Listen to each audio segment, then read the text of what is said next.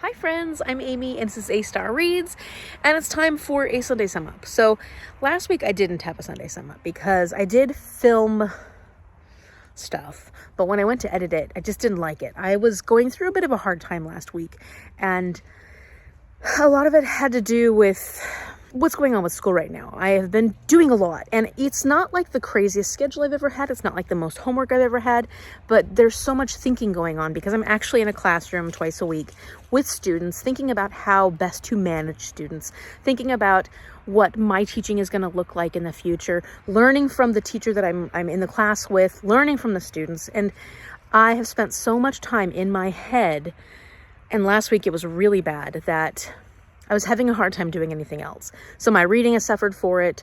My desire to film edit. I was watching a lot of TV and stuff like that because mindless stuff my brain could handle, but I did find myself constantly being distracted. So like I'd be watching something or I'd be listening to something and I would lose track of time because I'd start thinking about something for school.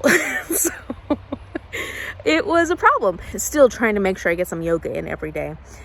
But the yoga doesn't help with the brain as much. It does a little bit, but it doesn't help me to manage my thoughts quite as well. So my aunt was like, you need to start doing meditation. Maybe I'll get to a point where I need to do that, but I found that this week things are going better. One of the things that did end up helping was I picked up Guilty Pleasures by Laurell Hamilton. This is one of the books from my TBR game.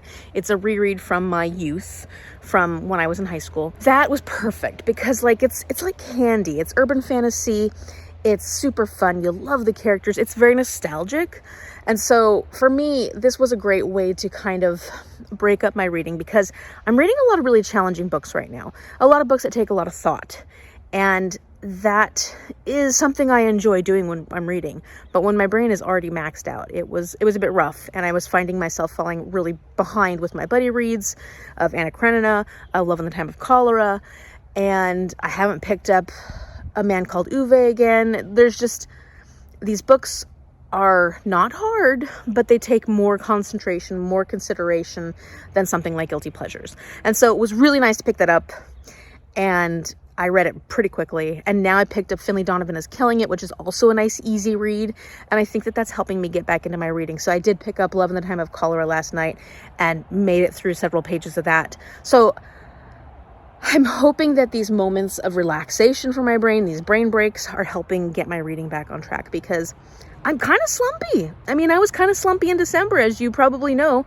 I still haven't finished editing those vlogs, but I've noticed that it's carried into January. And that kind of goes with my video editing. It's been really hard. I was trying to edit the Sunday sum up I was going to put out last weekend, and I just didn't like the content. I was hating editing it.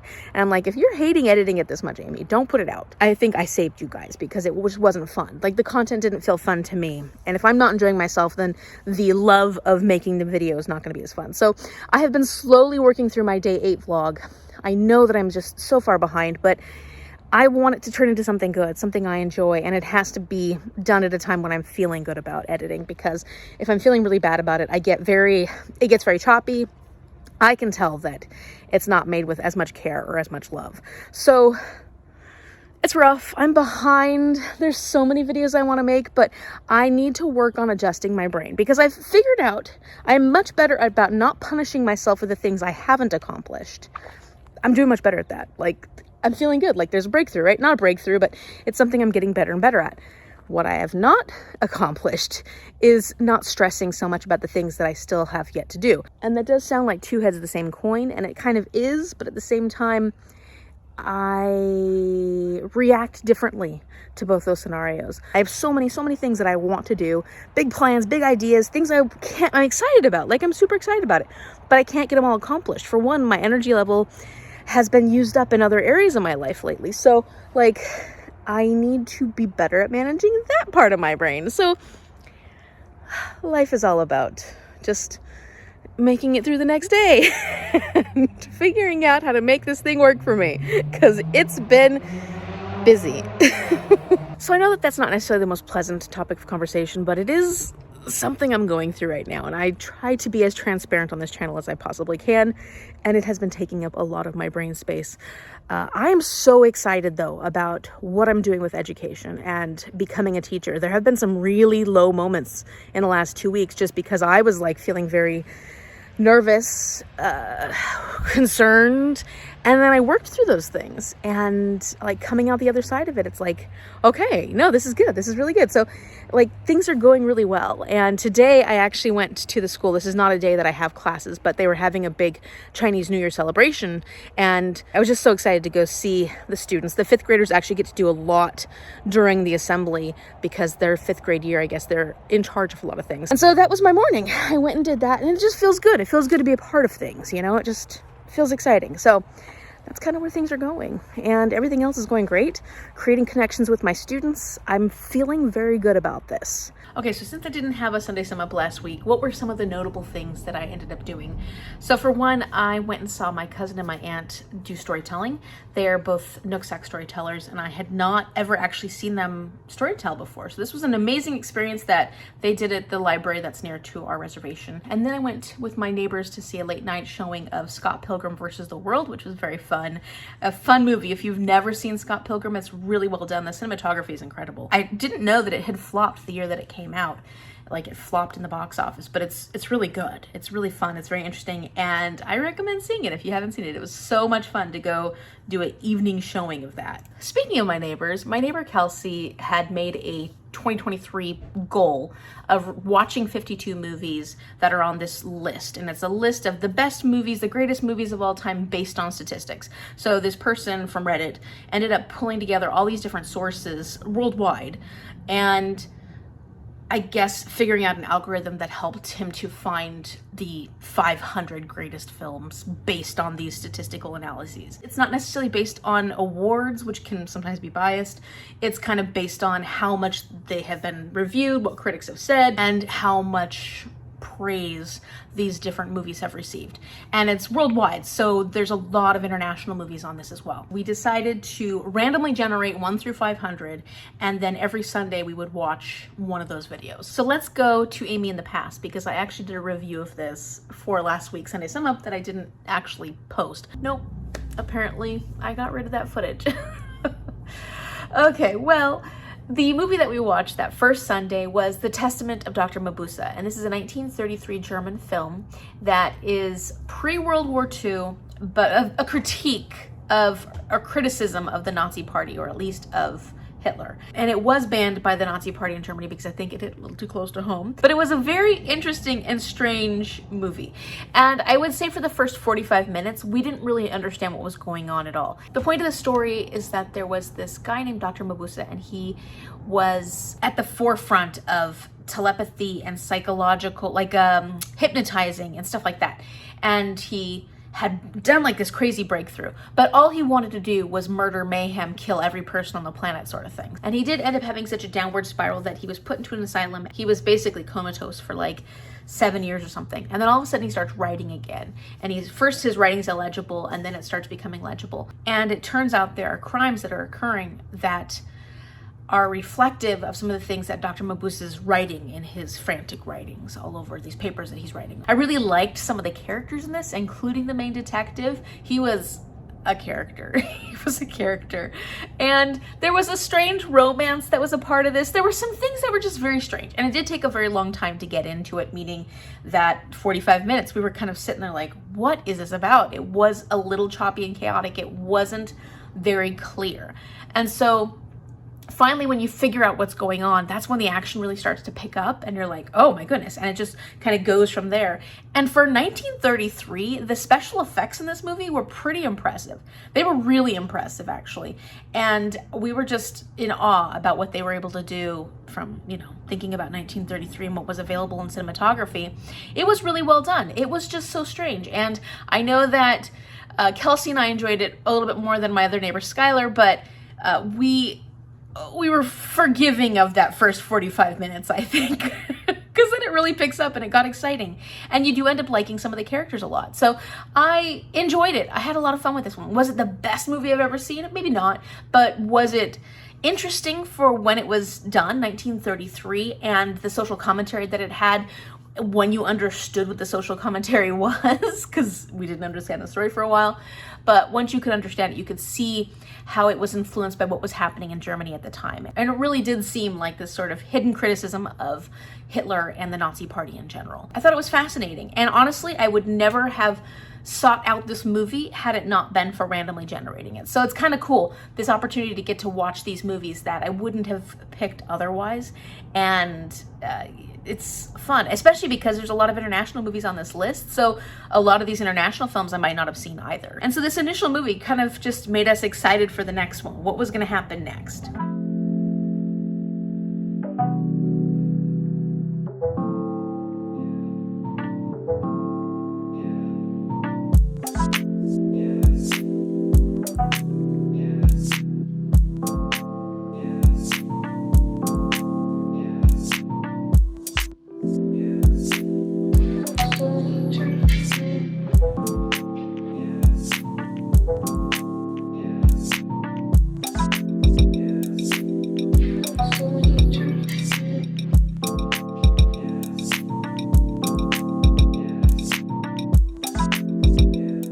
Okay, so yesterday was Sunday, the 22nd, and we actually watched our second one, which was called Wild Tales. This is an Argentinian movie created in 2014. The director is Damian Gifron.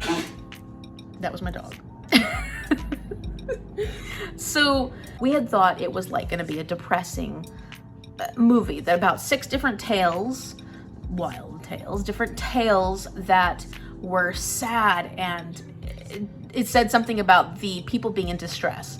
Okay, different kind of distress. This was a dark comedy. It was a dark comedy. It was very graphic at points, and it wasn't sad. I mean, there were some sad elements to it, and it was definitely sad. But like, for example, one of the tales is about the extent that road rage can get to. So there are these 2 guys that get into this road rage battle, and it's basically a battle to the death in a sense. So, in a sense, and in reality. We didn't know what we were getting into going into this. And so there were some moments where like, what is happening here? And there was a lot of that in this movie. Like, what the heck is happening? So it really was wild. We all thought it was fantastic. We really enjoyed it. I don't think it's necessarily a horror, so it doesn't have the same elements that a horror movie would have necessarily, but there are a lot of gruesome scenes and there's a lot of horrific things that happen, and it's just showing how human nature can be absolutely crazy sometimes, and people will be driven to the point where they do these horrific things, horrible things, certain situations that happen that maybe are like 1 in a million, but you can actually imagine them happening because there was nothing about it that was completely unrealistic. Okay, there were at times. They were all possible. Let's put it that way. They were all possible. Maybe the first one wasn't, I don't know. The point is, the cinematography was incredible. The acting was really good. The pacing of this was shocking. Like, it was shocking. There were so many parts of this that it just, if you like dark comedy, I would totally recommend this. 2014 Wild Tales, Tales. And you know, you might not be as surprised as we were because we weren't expecting it to be a dark comedy. The next movie we're going to be watching is number 339 on the list, and that's called Cleo from 5 to 7. It's a French new wave movie that was directed by Agnes Varda, who I've never seen any of Agnes Varda's work. I know that she's well known for French New Wave films. So the first one we saw was German. It was in German subtitles. It was a German film. The second one was Argentinian with Spanish subtitles, and this one is going to be French. So we're just getting around the world. And it's a lot of fun to pick them this way because there are a lot of movies on this list that I've heard of, or there's a lot of them actually that I haven't heard of, but there are quite a few that I've heard of. And I can imagine if you're going through this list, you're going to pick ones that either sound familiar or they sound like something you'd like, but we don't get a choice. We just end up watching whatever comes up, and it's kind of cool because then you find things that you wouldn't have necessarily picked before. So I'm going to link that list down below, and one of the things we did actually do was we all tallied to see how many of these movies we've seen before, and I think my tally number was 109. So if you feel like going through this list and telling me how many of these 500 films you've actually seen, I'd love to hear your number. 109 I thought was pretty darn good. It's a fifth, right? It's about a fifth. I'm gonna have more now that we're watching some of these videos. And I think I'm gonna continue sharing my reviews of these movies on my Sunday Sum Up because it's something I'm doing and it's fun, and maybe you'll hear about a movie that you want to see that you never would have heard of otherwise. So yeah, I recommend Wild Tales, but only if you like dark comedy. If you don't watch it. It could be very disturbing. Okay, so I'm gonna do a little bit of a book haul, a very small one. So today when I went to the library to pick up a ton of books, at the library they have this shelf where they have free books for you to take if you want. And I always kind of just glance at it. There's not usually that much that I want to take there. But today I saw The Huntress by Quinn on there. And The Huntress is a really popular book, very high ratings. This is World War II historical fiction. Quinn, I don't know if she writes other type of historical fiction, but I know her most for her World War II historical fiction. I haven't actually read anything by Quinn yet, but this is one, and there's a couple others that I do want to read by her. It's got some warping, a little bit of water damage. It's not perfect. It's got a little, hopefully not poop stain. And other than that, though, the pages aren't torn. Everything looks pretty good on it, and it's on my to be read list, you know, so I thought this would be fun, and I got it for free. So I picked this up. I mean, fun is relative, you know, it's not going to be a fun story because it's about World War II, but it's about this woman named Nina, and she has always wanted to be a pilot. So she ends up joining this all-female crew of bombers called the Night Witches or something like that. And I think that she ends up getting bombed down, or she gets shot down or something like that. And she ends up in enemy lines. And then she's being hunted by a Nazi murderess called the Huntress. And so I don't know what happens, but it sounds really good. Like that synopsis, that premise sounds fantastic. And I do love historical fiction, so I'd like to see what Quinn is all about, because I hear a lot about Quinn, but just haven't read anything by her yet. So then the next book I want to share is very exciting because I won it. I won it from Goodreads. I don't win very many Goodreads giveaways. I sign up for most of the ones that are, at least for the books that are on my TBR. And I think this is my second or third book that I've ever won from them. So now I have Stay With Me by Ayubami Adebayo, and I think this is actually a really pretty cover. I just love this. I love the brightness of it. So it's about this couple, and it's set in Nigeria, and within their community, polygamy is a pretty normal practice, but they're in this newer generation that doesn't necessarily want to practice polygamy. They have met each other, they've fallen madly in love, and they don't have any desire to change their relationship. However, she ends up struggling with infertility, and his family shows up one day with a new wife for him and says, we want children, we want this legacy to continue on, you're going to marry this woman. And because it's a culture where polygamy is normalized, and because I think the family relationship, family dynamic is so important, I think that she has to accept this woman into her house, and it's going to obviously draw a wedge between them. I know it's not going to be an easy read, but I have heard people talking about this book before. It just sounds very interesting to me, and I love literary fiction. I really do enjoy these conversations that are hard. Not that I love it. It's just something that I like to learn about and I like to think about. Okay, so I want to share one thing with you that I don't think I've ever talked about on this channel, and I'm not affiliated with Stitch Fix at all, but I've been using Stitch Fix for a while because I used to dress a lot nicer in my younger years. Once I started going back to college, I really kind of stopped paying attention to that because, you know, you just kind of throw some clothes on and get to class. And since I've gone back to college, I've gained a lot of weight. And I had been heavier before, but I had lost a lot of weight, so I got rid of all of my larger clothes. And so I was just kind of just living in what I could find that was cheap, that was my size.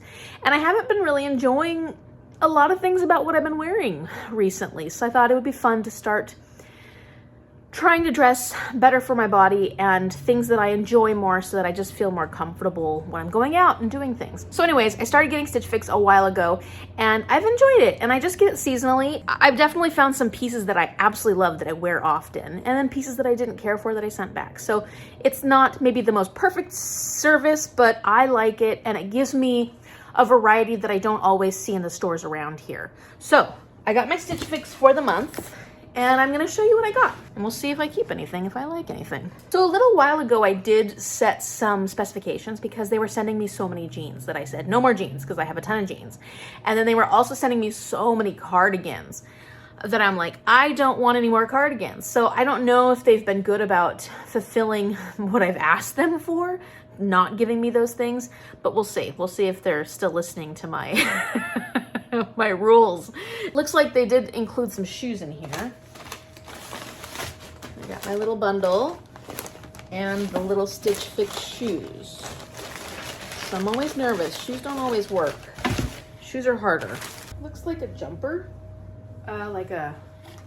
which I actually have one of these. Like, it's not exactly the same. Mine is a little nicer quality, but these were kind of nice for putting stuff over them.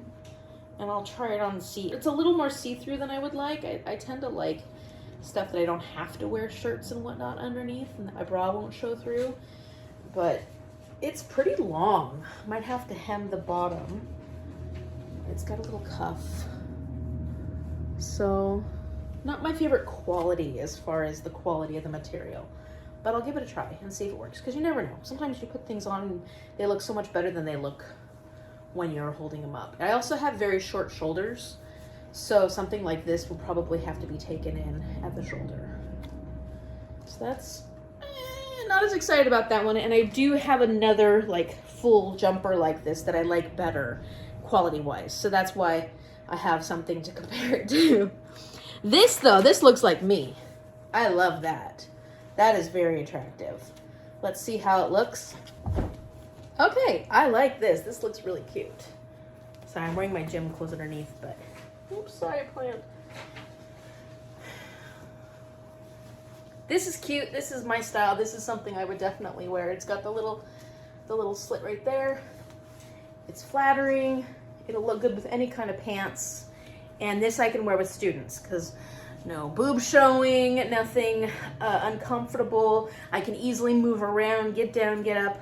So this is a really, really good top. I will definitely keep this. And that's what it looks like. Ooh, I like these. Gym pants. I hope these will fit. Really nice quality. They have the side pockets, which is my favorite because I like to put my cell phone in there. The material is very soft. This is beyond yoga. And I did say that I wanted exercise clothing if they have exercise clothing because I'd like some nicer exercise clothing than what I have. I tend to just reuse and reuse and reuse what I have, and then it gets older and the quality is not so great. So these are lovely. I wear exercise pants a lot when I'm doing my yoga, when I'm going to the gym, and then sometimes when I'm going out because they're comfortable and cozy, and around the house, of course. So I like those. Let me try them on. Okay, I love these. They're very comfortable. They come up high enough. I don't like exercise clothes that rolls down or doesn't come up high enough. You've got these beautiful big pockets and they actually go all the way down so that they're covering my whole legs and the material is really soft. So that's what these look like and I really like them. These are great exercise pants. Here's the onesie or whatever it is, jumper, and I like a lot about it actually. It's very similar to the other one I have. The other one I have actually has a white bow tie and it's kind of nice to have the black one. The material is definitely thinner than the other one I have. It's not unflattering at all. I'm wearing my gym bra, so. The only issue is that the legs, they kind of stop a little high, but it looks like you could take it down a little bit because of that cuff. I know that they're meant to be worn with like sandals and the legs aren't as attractive as I would like, but they're not horrible. And then the last clothing item is, ooh, this sweater with this hood, which is fuzzy. That's weird. And I like the look of it. It's very simple. And it's got a bit of a rounded. Yeah, that's nice. Well, I could throw it over this, right? And then let's see how the hood is.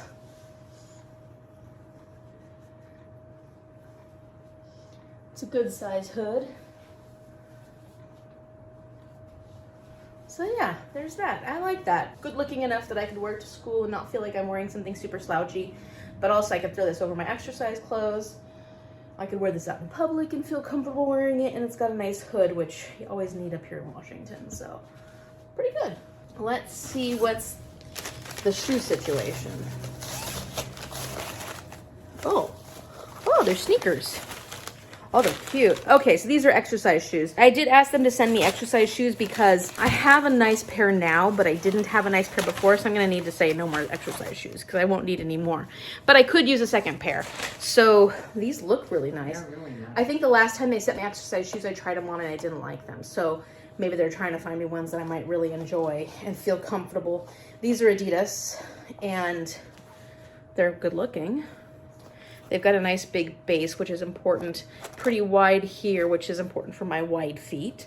And Lightweight? they're pretty lightweight. They're US 8, so they could... I try to get, especially exercise shoes, a little larger because my feet swell when I'm exercising. So it's nice to have... But I don't want it to be too large because, you know, then my feet will be slipping around. So we'll see how these work. Okay, so these are them on, and I really like them. I actually did have to put them all the way through to this last hole so that they don't slide on my heel. They're good though. They feel very comfortable. They feel wide enough in the toe. That's the big part for me. I have very wide feet and I like them. So I think this whole box is a winner. I liked everything. I liked this jumpsuit. I'm really starting to like it more and more as I wear it. I like the sweater. I love the striped sweater. That's my favorite. Plus the exercise pants are my other favorite. And the shoes are wonderful. They're very comfortable. So this is an instance where everything in here was perfect and it worked and added a little something to my wardrobe. So another thing that Stitch Fix does is they give you a style guide. So they kind of tell you, like, the stylist says, this is the reason why I picked all these things for you.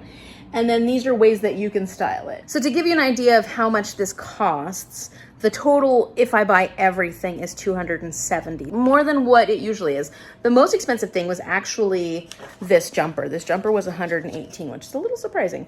The shoes were $70. The yoga pants were $99. Those are expensive, but the quality of those is, I can see why. They're really nice. Some of the nicest yoga pants I have ever tried on. The pullover is $54 and the striped shirt is $46. And then if you buy everything, you get a 25% discount off. So that was $387 with a discount of 25%. That's $96 off the total. They also take off your styling fee, which is $20, which they charge you a styling fee every single time. With the discount, it's $290. Then with the styling fee taken off, it's $270. And then shipping is always free. So, and you can also make returns for free as well. So that's what it costs. Typically, it doesn't cost that much. Typically, it's closer to $200, in that range. And this one is closer to $300, which is, I think, because this was so expensive and some of these items were a little higher ticket price. So it's not cheap, but it's only once a quarter. And I get a lot of wear out of this clothing. I really get a lot of wear out of this clothing. It's always suited to my taste. Then when I go on afterwards, I'll tell them what I liked, what I didn't like, what sizing problems there were. I'll tell them when you totally got my style wrong, because there's definitely been times where I'm like, I hate this, and I'll let them know so that they get a better and better idea of what I actually like, and they can cater these more to my style. So I like it. And if you're ever looking to change your wardrobe up or just get clothing pieces, I recommend it because I've had a lot of good experiences with it and a really good experiences with returning and when their customer service, like everything has worked out for me. So just wanted to share because it's something that I do and it's something that, you know, is one of the ways I get my clothing.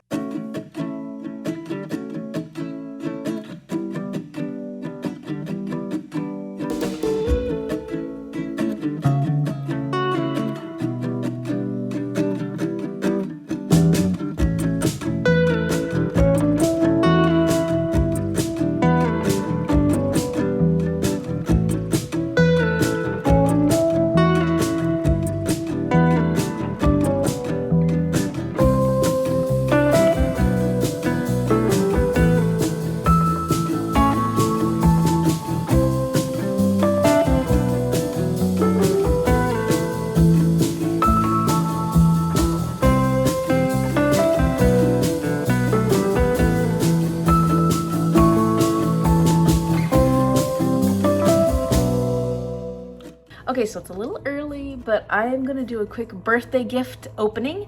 So my birthday's in February, towards the end of February, and I received a gift and a message the other day saying, half your gift's there and half of it's coming later.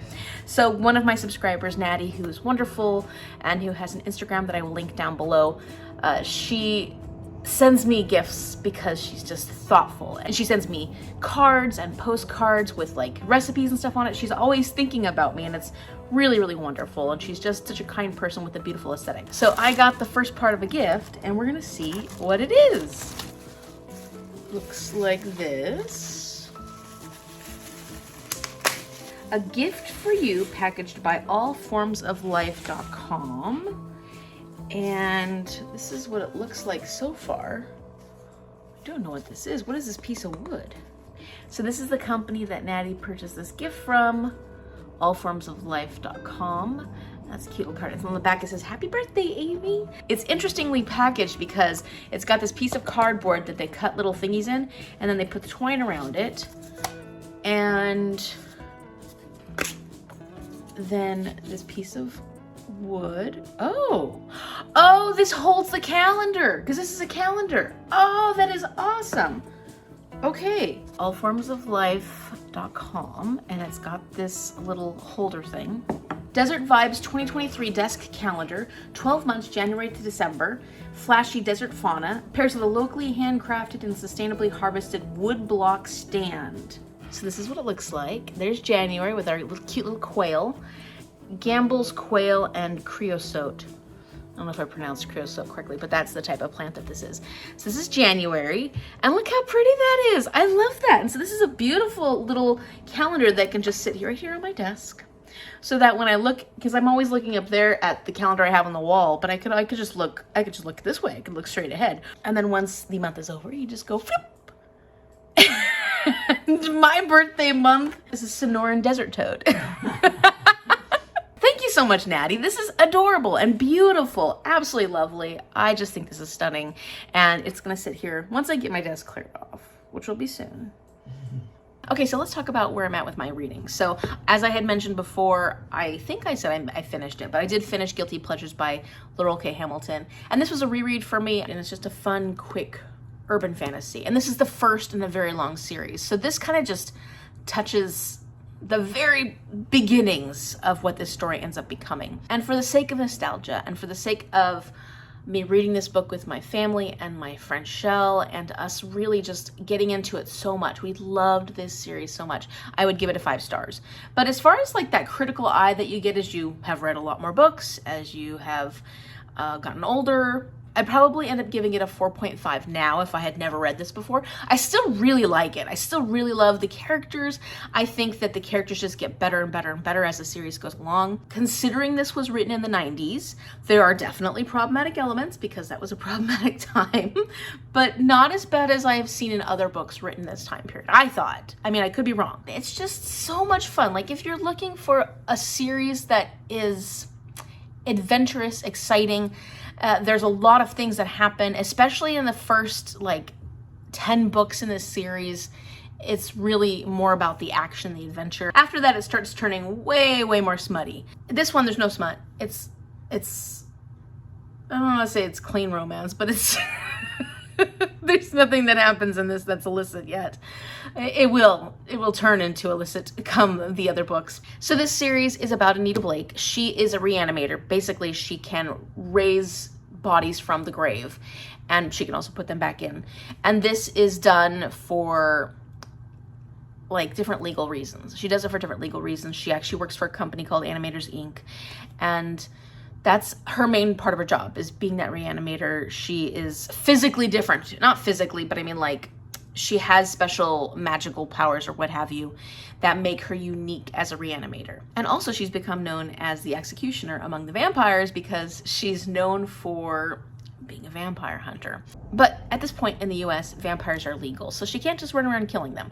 And so she has very strong feelings about what vampires are, especially based off experiences she's had. She's also a pretty religious person, so she believes strongly in the soul, and vampires don't have a soul any longer. And so it's very difficult for her, this new law, when she comes up against vampires, especially bad vampires, and she's not supposed to be doing things about it. She has to get like a warrant or something first before she's allowed to kill any vampires. So she struggles with this new law a bit and how she feels about it, while she's getting new perspectives on vampires, perspectives she's never really had before. And so she's been hired by the master vampire of the city to find out what has been killing a whole bunch of vampires. And she resists at first, but for reasons that happen, she ends up helping this master vampire. And that's the whole intention of the story. There's so much more that happens. I feel like Laurell K. Hamilton really knows how to make characters that you end up falling in love with. And that becomes more and more true as the story goes along.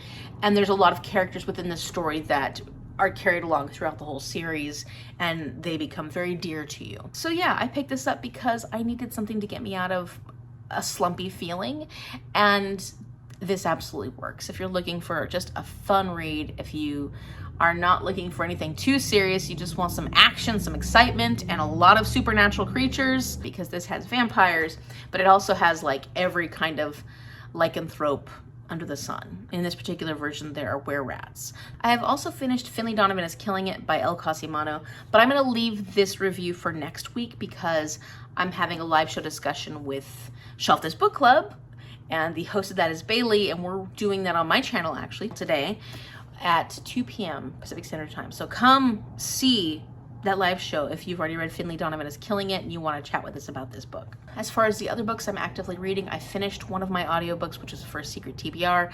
I'm picking up another audiobook for my Secret TBR. So I'm kind of working on trying to get that video done by the end of February. We'll see. Fingers crossed. I am back to reading A Man Called Uwe after finishing Finlay, Donovan is Killing It, and I'm currently on page 166. So I'm almost halfway, and I am really starting to enjoy it. It's taken me longer than I thought it would take to get into the characters in this, especially Uwe. And I don't know if that's because I picked it up at the wrong time or if it's just taken me a little while to warm up. I've never disliked this. The writing style has been a little different for me. It's taken me a while to get used to the writing style. It's a very unique writing style, and I wasn't sure how much I liked it. But I'm getting used to it, and I feel like now I'm probably going to fly through this pretty quickly. So that's what I'm currently working on. Aside from my buddy read of Anna Karenina, I'm still working on this. I'm not working very well on it, but I'm on page 414. So didn't make too much progress from the last time I probably checked in with you, but we're planning on continuing on through February. So the second half of the book I'll be working on in February. And then my buddy read with Ruby was going fantastically. We were doing really well, and we're both in school. So she's going back to school. I'm in school, and it's been a really hard time for me, as you know, because I've talked about it. So we kind of slowed down a little bit on reading Love in the Time of Cholera, but this is going to be the next book I'm actively working on to try to get to the next point we want to get to. So by the end of the month, the 31st, we'd like to be done with chapter 3, which is going to be right here, and I'm right there. So, you know, I've got a little bit of ways to go. I can get there. I'm going to get there by the 31st, and then we're going to just do the next chapter the next week and the next chapter the next week. So not getting it quite done in January, but that's okay, because I'd rather enjoy my experience and do it when I can do it versus feeling like I'm just rushing through this, especially a book like this. Like with Gabriel Garcia Marquez, I think that if you try and rush through his writing, you're not going to enjoy it as much, because it's not written in a way that's like quick and easy to read. It's just not. That's not his style. So I think that's it. I think that's it for everything I'm reading. And let me know in the comment section down below, what was your favorite book that you read in January? Mine was probably Kiss Her Once for Me by Alison Cochrane. I did read one book. It's a reread for one of my secret TBRs that is also fantastic, but I'm not gonna talk about that. So definitely Kiss Her Once for Me. It hasn't been talked yet this month, and it was so good. It was so good. Love that romance. And let me know what yours is. I hope you've had a wonderful month. I hope you're having a wonderful week. If you like this video, give it a thumbs up and subscribe so you can see what happens. What happens? Will Amy's February pick up? Will my reading pick up a little bit? Because I just have been fighting it. I actually have done fairly well. I think I'll have read 9 books by the end of January. So it's not like I'm not reading anything. It just doesn't feel like it. It feels like I'm slumpy. Let's hope it picks up. Thank you so much for watching, and I will see you later.